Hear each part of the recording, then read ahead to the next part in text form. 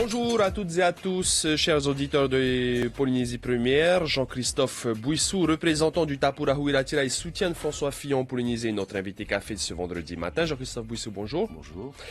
Le Tapura Huiratira apporte son soutien indéfectible à François Fillon, qui est pourtant éclaboussé par plusieurs affaires. Est-ce que c'est pas difficile de continuer à soutenir un candidat qui est au plus bas, on va dire, dans l'opinion? Je crois qu'il est plus difficile de changer tous les jours d'avis et d'être cohérent. Je rajouterais que, vous savez, un bon capitaine, on le remarque dans la tempête.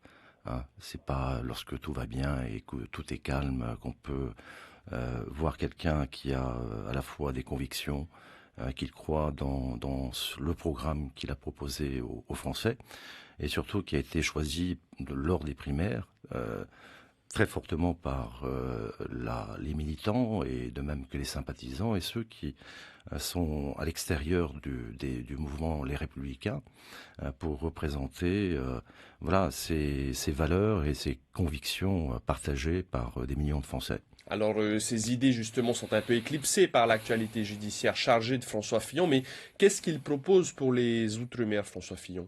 Vous savez, nous avons au niveau de la Polynésie française, parce que c'est ce qui nous intéresse, on ne va pas commencer à débattre sur ce qui est proposé pour les départements d'outre-mer, puisque ce sont des statuts différents, mais pour la Polynésie, le président Edouard Fritsch et le Tapura Huiratira restent cohérents sur l'accord de Papeete et sur les trois grands volets de cet accord qui touchent d'abord au raffermissement des relations et du pacte républicain entre l'État et la Polynésie française, les mesures complémentaires d'économie et du social pour aider la Polynésie à continuer à se construire dans le temps.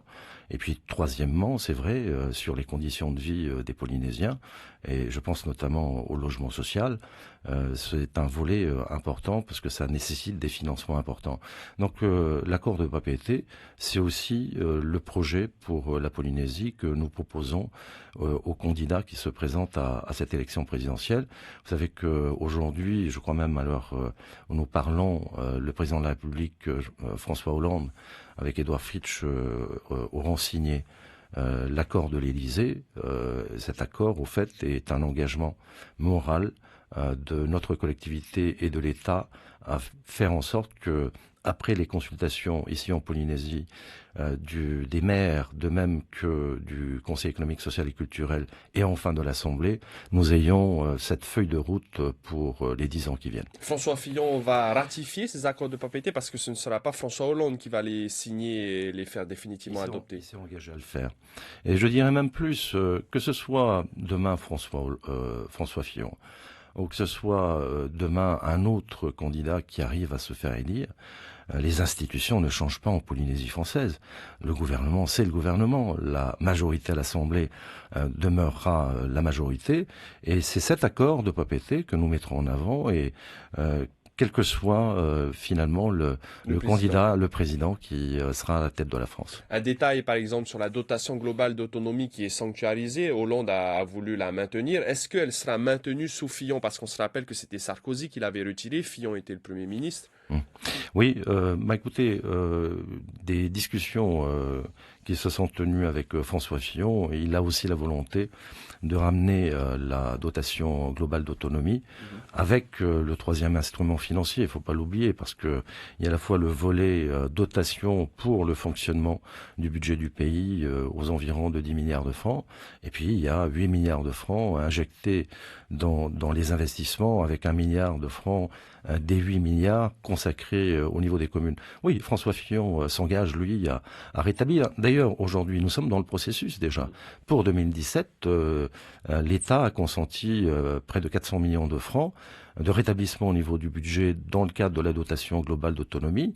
Et ce qui est prévu dans nos accords, c'est que en 2018, nous revenions au niveau de la dotation globale de 2011.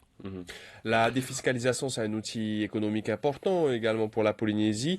Quelle est la position de François Fillon sur ce point? C'est de faciliter le traitement des dossiers de la Polynésie et des entreprises polynésiennes, alors que nous constatons malheureusement un traitement très différé, pour ne pas dire parfois ralenti, de la part des fonctionnaires de Bercy.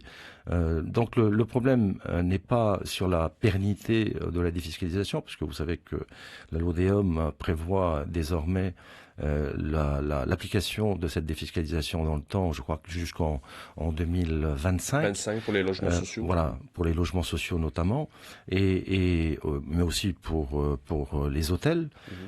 Et donc, sur cet aspect-là, pour nous, il n'y a pas trop de problème. Le problème, c'est le traitement rapide des dossiers qui souffrent actuellement sur les bureaux de Bercy et qui nécessitent finalement un peu de coup de pouce. Est-ce que François Fillon a des propositions pour développer l'agriculture et notamment l'autosuffisance alimentaire des Outre-mer et donc de la Polynésie? Vous savez, la Polynésie a une politique agricole sur le fait d'atteindre une autosuffisance alimentaire.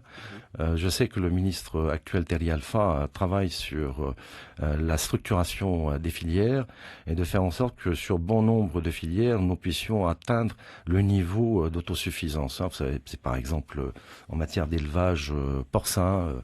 Voilà, il y a beaucoup de domaines où on remarque que nous avons de bonnes productions sur le plan de l'agriculture, mais on ne fait pas suffisamment d'efforts pour atteindre un niveau qui permettrait, par exemple, à ceux qui plantent des tarots de pouvoir subvenir aux besoins des cantines scolaires.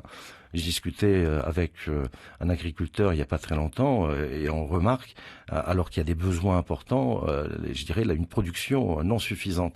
Donc c'est au fait notre politique, c'est une compétence qui appartient à la Polynésie française et au gouvernement et au ministre d'appliquer effectivement cette politique agricole que nous avons et qui permettra dans le temps, on l'espère bien, sur un certain nombre de filières, d'arriver à une certaine forme d'autosuffisance. On a parlé de la terre, on va parler de la mer. François Fillon est très intéressé par la zone économique exclusive et notamment les ressources marines. Qu'est-ce qu'il voudrait mettre en place en Polynésie? Alors vous savez que l'accord de Papeete prévoit aussi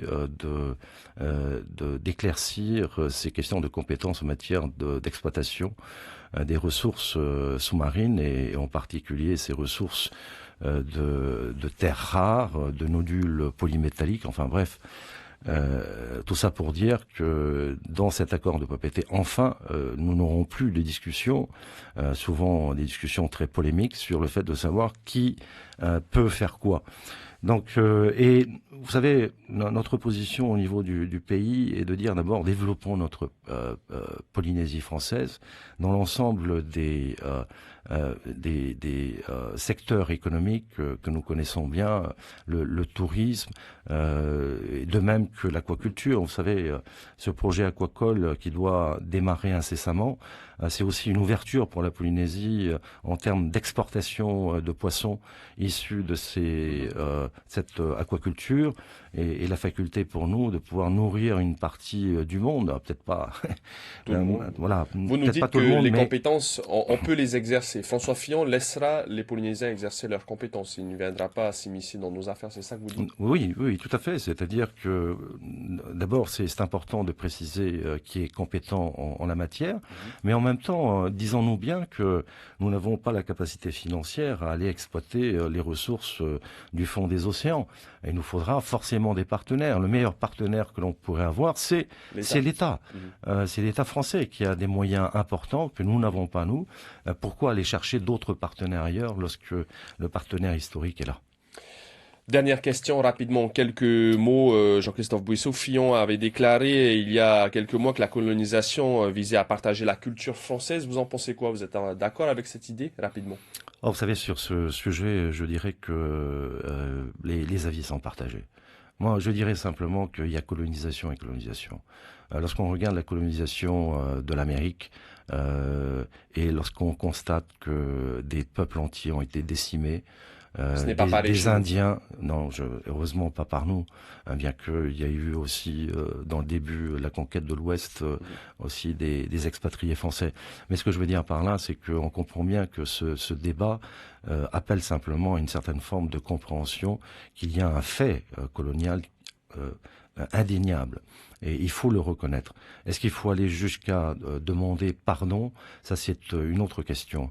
Donc, je dirais que le débat est ouvert, mais j'aime entendre que c'est vrai que la colonisation a eu un impact à la fois positif, mais il y a aussi ce coin d'ombre qui demeure encore aujourd'hui sur les exactions qui ont été commises. Merci Jean-Christophe Bouissou, représentant du Tapura et soutien donc de François Fillon en Polynésie. Vous étiez notre invité café de ce vendredi matin. On vous Merci. souhaite une très belle journée.